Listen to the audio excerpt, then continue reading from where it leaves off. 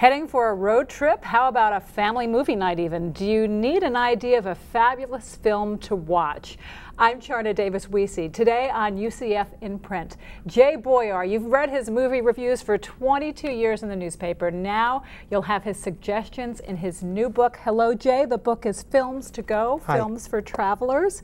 This is the first time we've actually met face to face, but I feel like I've known you for so long. I feel the same way. There are sometimes I'm reading and thinking, no. But anyway, this book is just such a cool idea, and I think it's just so different and interesting. And the whole idea is you're going somewhere, you're traveling, you're on the road, you're thinking of going somewhere, anything that has to do with traveling. This book is it. What gave you the idea to put together a book of films for travelers? Well, a while back, I was on a road trip with my brother and our families, and there was a screen in the van. You can't get away from right. that, can you? And this was actually a few years ago, so it was still a little of a new thing. Right. And I noticed that the kids paid a lot of attention to the screen. In fact, not just the kids. And then that made me, when that was over, I started remembering that when I've been on planes, the person next to me might be watching a movie on a laptop. On a bus, I saw somebody watching Ghost on a portable DVD player and crying. And it made me realize that for the first time in history, people can watch movies while they travel. That's really a big change, because I remember growing up, it was to go to the movies, it was a big production, and at that time you had to get dressed up and you had to go to a big theater and hope it was something you wanted to see. Yeah, and things changed. I mean, we had the VCR revolution and the DVD revolution and drive-ins where you could watch a movie in your own car, but still you were stationary. You weren't traveling while you were watching, and so I guess the only exception were those in-flight movies, but you didn't pick those. That's whatever they threw up there. And so for the first time now, we can watch movies while we're traveling, and that gave me the idea, well, if you're going to Los Angeles, maybe you watch a movie about Los Angeles. If you're going to South Florida, you watch a movie about South Florida. And it shows you not just the scenery, but kind of the spirit of the place. And you get there, and it's sort of like using a regular movie as a travelogue to learn about the place that you're visiting. Isn't that, when you think of it, how far it's come? I remember when, oh gosh, it's made me seem like Crypt Keeper, I'm so old, but I remember when you first were able to see videos at home and pick which movie you wanted, and now the idea of being able to bring it with you. And people watch them, on their phones now and on their iPods. I mean, it's just amazingly portable. It's true. My son has School of Rock on his iPod, and I think he's watched it 400 times. It's true. That's a good one, by the way. You like that? Yeah, I like that one. I love that movie. Anyway, Films to Go. Let's talk about how it's sectioned off to any way. It's almost like an encyclopedia. Well, it is a bit of there's a reference element to it, but there's 3 sections. One section is if you're traveling in the U.S., and it has some of the key cities that people travel to and regions.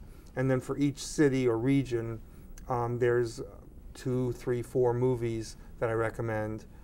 And then another section is international travel. So if you're going to France or England or Sweden or Greece or wherever you're going, the Caribbean, there's a selection of movies for you. And the third section isn't so much about destinations, but the type of travel you're doing. So if it's like family travel, there's some suggestions, romantic getaways, business travel, traveling by yourself, traveling with friends, all different kinds of travel. There are movies that kind of go with that experience. Do you ever get tired of movies? Sometimes if I'll go to a film festival and see, as many as 30 movies in 10 days, or even sometimes more, I need a little break after that. But I love movies. Do you? Because that's what I was thinking when you said you were in the van with your brother and the kids, and oh, you can't even get away from movies. It's like there's a movie again. I remember, talking about movies on the go, when my husband brought home the first vehicle with one of those video players in it. I was I was not very happy. I said, you know, I really want them to talk with each other and do intellectual things. And then we went on a road trip, and we had to go to the Keys from here. And we had like 4 or 5 movies, and I realized they're not fighting. They weren't really relating intellectually, they were bickering. And it has become such a wonderful thing, and that's why this book is so good, because people have it as such an integral part of their lives. Let's talk about the when I was section. a kid, you know, you'd have a line, and my brother had to stay on this side, and that was our intellectual discation when we would take whether or trips. not he got too close to the line. He's over the line, Mom. He's breathing on He's on my side. You know, now that you mentioned being a kid, do you remember when you first became a moviephile? Well, yeah, actually, I mean, I sort of remember when I first showed tendencies to be a critic, actually. And is this going to be a good story? This is back, in the ancient times, and most people, when I was growing up, had a TV, but only one TV in their house. Only one TV, kids. And it showed about 3 channels. No clicker. You didn't need one. No Nickelodeon 24-hour kids. No. We and waited they for signed Saturday off mornings. a lot of times at like midnight or something, a lot of stations. But anyway, I grew up in a family. I have 3 brothers. So there's 4 boys. And we had to agree on what we were going to watch. Oh. And it had to be peaceful. Because from my mother's perspective, the whole point of having us watch television was for us to be quiet. And if it was going to create a fight, it just was turned off. So we had to somehow agree. And so I got very good at convincing my brothers that what I wanted to watch was what they really wanted to watch. And what your mother would let you watch. Well, in those days you could watch whatever. I mean, everything was safe. So, you know, if I wanted to watch a particular show, I had to explain why that show was the best show of the various 3 or 4 choices, and why what they were thinking of watching was not nearly as good. And that sort of started me, you know, thinking like a critic, really. And, you know, sometimes it would be a show, sometimes it would be a movie. And I remember I liked the Marx Brothers a lot more than my brothers. And so I had to, and that's long, like that's, you know, 2 hours, an hour and a half. So I had to convince them it was better than, you know, like 3 or 4 shows. And so that's sort of how I got started thinking like a critic, I think. So that was going to be my next question. Do you remember one of your favorites or some of your favorites when you were a kid? Well, when I was a kid, that's easy, because when I was a kid, every movie was great. Because everything was new. See, I remember that too. Were we just not jaded, or is just things were done differently? Well, we were seeing all the tricks for the first time. With new eyes. And so we you know, everything was great, except I remember we saw the original movie Casino Royale. And the new one was great, but we saw the original one. It was terrible, and even we knew that was a terrible movie. But otherwise, I mean, what we generally saw were Disney movies, and in those days, Jerry Lewis movies were made for children. And then there'd be these odd things that would come in, like Santa Claus Conquers the Martians was an actual movie that we really liked. And you know, there'd be these weird things that were made for kids like that. But we would see anything we could. And one thing you might be interested in is, in my family, we went to the movies differently than I think most people did, because usually it was my dad who would take us to the movies to give Mom a break, and he would take us to the movies the way parents take their kids to the park. In other words, there would be he would never like consult the newspaper to see when the movie started. We would just go whenever it was time to go, whenever he felt like going. Put us in the car, we'd go to the theater, which was a theater with only one movie at it. It wasn't a multiplex in those days. Oh yeah, they didn't have those. And we'd walk in like in the middle of the movie every time, and see it from the middle or wherever we came in till the end. And then in those days you could see it again. So we'd just wait, maybe get something at the snack bar, and come back, and then it would start again, and we'd see it from the beginning to where we came in, and then we'd sort of have a whispered discussion. Did we want to stay a little longer, see it to the end? It depended on how we all felt. And I think this helped inspire my imagination, because when I came in the middle of the movie, if there's 10 guys chasing another guy, I'd have to think, well, why would they be chasing him? You know, what could he have done? You know, what's on their mind? I have to make up my own story, see if I was right, and then see if yours was better. Right, if mine was better. And also, it probably taught me something about story structure, because I'd have to think of a story that would fit sort of what was going on. But it was a weird way to see movies. I remember my brother said, we saw The Sword and the Stone, the Disney movie, and the sword was out of the stone before it was in the stone in our version. The only exception was the drive-in, because my folks could handle the concept of dusk. And that's, you know, the movie started at dusk. So we could get there before it got dark, and we'd see it from the beginning. So you just have to wait until it started. It was too late for it to have started already. And there were little playgrounds for kids in those days. I don't know if there's still Remember the mosquito coil? Were you from Florida? No. Oh, no. that's when you went to the drive-ins, they had these little coils that you would light.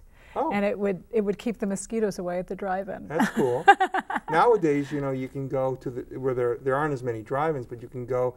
They broadcast the signal over airwaves. So you bring a radio with a really good speaker if you want, and you can actually even bring lawn chairs and sit outside near your car and watch it. We did that not long ago, and got some pizza, and it was a great experience. How fun. I didn't even know. It's amazing how it brings up memories. You know, movies, films are so important in our lives.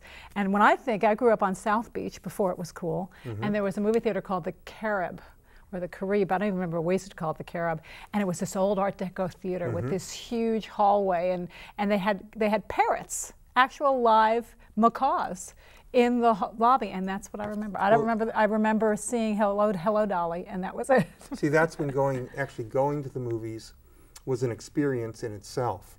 It was a very big deal. You didn't go in flip-flops. Right. Let's talk a little bit about some of the sections. Now that we talked about South Beach, you do have a South Beach chapter in here, which I'm going to try to find. South Florida. And you don't have one of my favorite movies ever in here. And I wanted to ask you, you probably hated it, because I think I'm the only person who liked it. And I haven't seen it recently because I haven't turned Bravo on lately.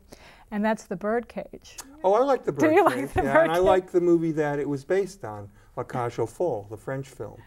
You know, when you have there's a jillion, you have to narrow it down. Certain locations, there were a lot of movies to choose from. Right. And other ones, there weren't that many, but I might have wanted that location in the book, so I really had to search, because my criteria were the movies had to be what I considered either a great or a really good movie, and plus it had to have something to say to travelers. Right. You know, both. So, like, for example, I really like the Godfather movies, the first two, but they're a bit of a stretch for travelers. So that's not in the book. That's if you get lost somewhere in New Jersey or something. Yeah. But like a movie like Around the World in 80 Days, the original won the Oscar for Best Picture. I don't really care for it. It's all about travel, but it's not in the book, because it wasn't good enough as far as I was concerned. I know I've seen it, but I don't remember. Yeah. Well, you know what? While I'm looking for where these are, we're going to take a break and we'll be right back.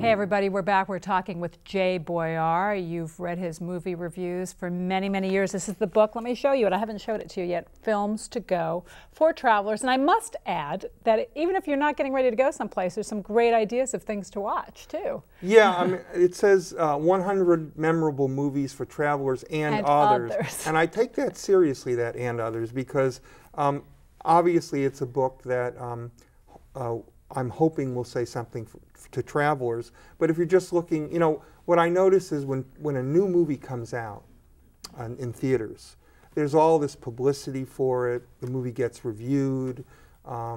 It's hard, you don't have to make a lot of effort to know what that movie is about and to get some idea of how good it is. But then when you're going to the video store or looking at your list of videos to order from a mail order operation, very often people have no idea what they're looking at, no idea what these movies are. Are they good? What are they about? It's hard to know. And with this book, the way it's organized, right at the start of each movie review, there's basic information about it, like how long it is, who's in the cast, what kind of movie it is. Is it a thriller? Is it a comedy? So that will help you figure out, and what year it was made, for example, whether you want to even read the review, whether that's something you'd be even interested in. And then the review itself is about 300 words. And that can tell you a whole lot about the movie. Without giving it away. Right. I know. I never reveal secrets, but pack a lot of information in there that will help you decide whether you'd want to actually rent that movie. And then if you just take one more minute and make a little list of the ones that sound good to you and use that when you go to rent movies, at least you'll have some idea what you're getting, And not go ahead. I've rented ones before, and I put it in. That was a waste of money. What a waste of time and a waste of money, right? Right. But for the low price of this book, you can save all that money. Pittance, just pittance. But something else that I like about this, and I also like about those 100 best film moments, film whatevers, that you were one of the jurors for that. Didn't you help pick the on the American Film Institute. Right. Every year they sort of pick a different thing to focus on. And the first thing was just the 100 greatest American movies of all time. And I help with that, and I help with a number of the other lists. Wasn't number one Wizard of Oz? Number one, I don't think so. Or was that the greatest song? Maybe that was the greatest song. It was the number one that I won the bet at home. It might have been The Godfather, come to think of it. But you know what? I love those shows. Or Citizen Kane. It was probably Citizen Kane, and Godfather was probably number two. I think Wizard of Oz was for Over the Rainbow for the song, which, as you say in here, was going to be cut out of the movie. Yes, that's right. Harold Arlen's song, Over the Rainbow, the studio head thought it slowed down the story and cut it after the first preview, which it actually does slow down the story. He was right about that. But in a good it has way. A life of its own that movie is almost unimaginable without that song. And it is a great, I think, that's what you were thinking of when the AFI did maybe the best songs for movies. Right, yeah. And that's what's so, another thing, I'm going to be your PR person. You're going to have to send me a check. That it also has some really cool trivia in it as well. But one thing I was starting to say, what I like about the book and what I like about those 100 best whatever about films, is sometimes it's a film that you've seen, you've loved, and it refreshes your memory. I've got to see that again. Right, yeah, or you've heard a lot about, but never actually saw. And it kind of puts it back in your mind, and you say, I really ought to take a look at that. For the comedy, I think there was one on comedies, and it helped me think of ones to show my kids. Yeah, but Some Like It Hot was number one. That's what I found under the South Florida section. And you know the funniest thing is, I remember seeing this as a very little girl, but I don't remember. When did it come out? 1959? No, it was probably on TV.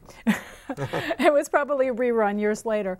But it never occurred to me it was South Florida. I'll have to now I want to re-see it. Yes, it wasn't actually filmed there. But it was about, that happens a lot, doesn't it? It was set there. And a lot of the movies in the book are like that. They're not actually filmed in the location they're about, but if they have something of the spirit of it, that I think is worth talking about. And it's funny when you mention that movie, because I teach a course at UCF, a seminar on comedies, American movie comedies, and I show Some Like It Hot. And it's almost always the student's favorite film of the seminar, of maybe a dozen films. Even though it's an old film, even though it's in black and white, there's just something about it that even it's like younger precious. people... There's something precious about it, and funny, and crazy. Marilyn Monroe, Jack Lemmon, and Tony Curtis. Such a great cast. And what amazes me when you see those movies, some of them really transcend time. Yes. You can watch Some Like a Hop and it's funny, and my kids hate it. I talk about them all the time, but I brought home the original Pink Panther series, and I told them, wait until you see this. And we're watching, and they're looking at me. And we're watching. I said, it's going to get funny. I know. I remember it being funny. And I don't know if it was the one we picked out. I think it was Shot in the Dark. And it was excruciating. And they were so used to the fast-paced laughs. Right. And I said, there's something about a monkey in here. You'll see. Remember you talked about the monkey? That was a different movie, I think. They never watched it again. Yeah, I remember. That didn't transcend. That was one I remember seeing when I was talking about when I was a kid that came out. But I don't remember. I haven't seen it recently. It might even be too slow for me today. Isn't it I remember liking it then, but. Yeah. But you have a movie in here on your traveling section, I believe, Going by Air, that I did pull out, and I forgot there were some parts in it they probably shouldn't have seen. Airplane. Right. They roared. My children thought that was the funniest movie they ever saw. And one thing that Jay does do in this book and that I love is that you put in lines from the movie. Yes, quotes, right. And I'll start the quote, you can end it. Surely you can't be serious. I am serious, and don't call me Shirley, right? I love Leslie that Nielsen. line. He was so wonderful. And you know what?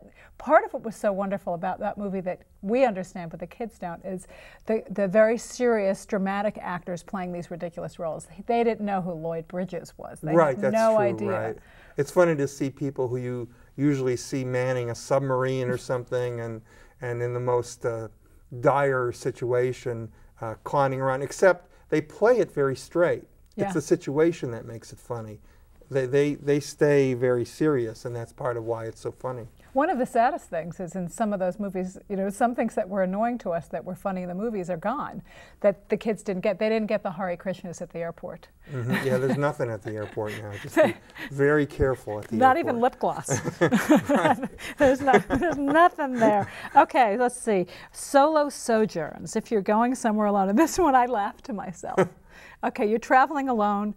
Watch Psycho. Yeah, well, I thought a lot before I put that in there, but I thought, well, it's like a warning, like be careful when you're traveling. It's like a little public service announcement Alfred Hitchcock came up with there. But that's a great movie, and also, in some cases, I suggest people maybe see the movies before they go, or when they come back, or not necessarily while they're actually traveling. That might be one. Maybe once you're done with the trip, might be better if you're very suggestible. Something else that I loved about this, what you talked about in Psycho, besides the line, a boy's best friend is his mother. Right. Hitchcock was so amazing, and those of us who were editors, I was actually trained as an editor.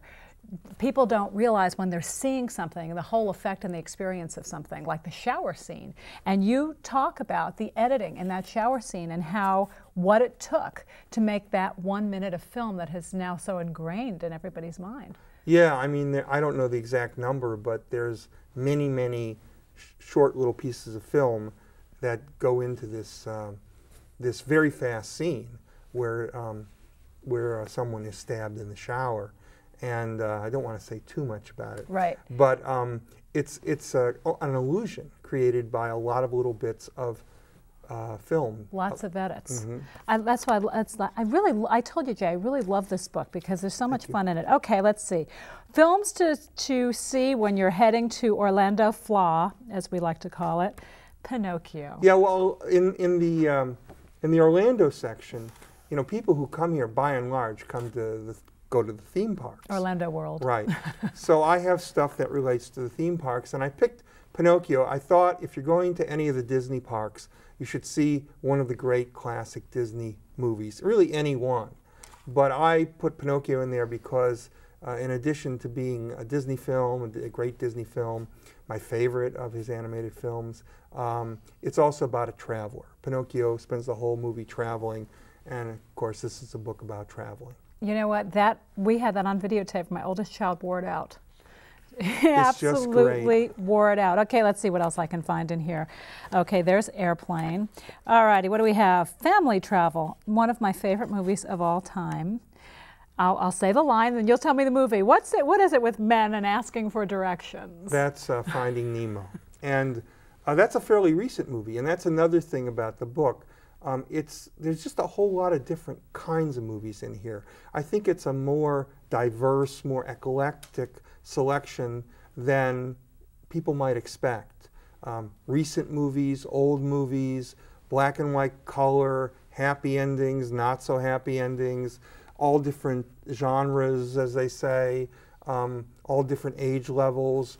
I just worked very intuitively in selecting these movies that I really liked, that related to travel.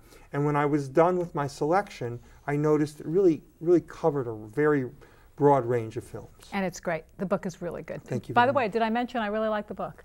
Jay Boyar, thank you so much for joining us. Charna. Teaches at UCF, movie critic extraordinaire, author. The Films to Go, 100 Memorable Movies for Travelers and Others. I'm one of the others. Thanks for joining us. We'll see you next time. I'm Charna Davis Wiese. Thanks for joining us.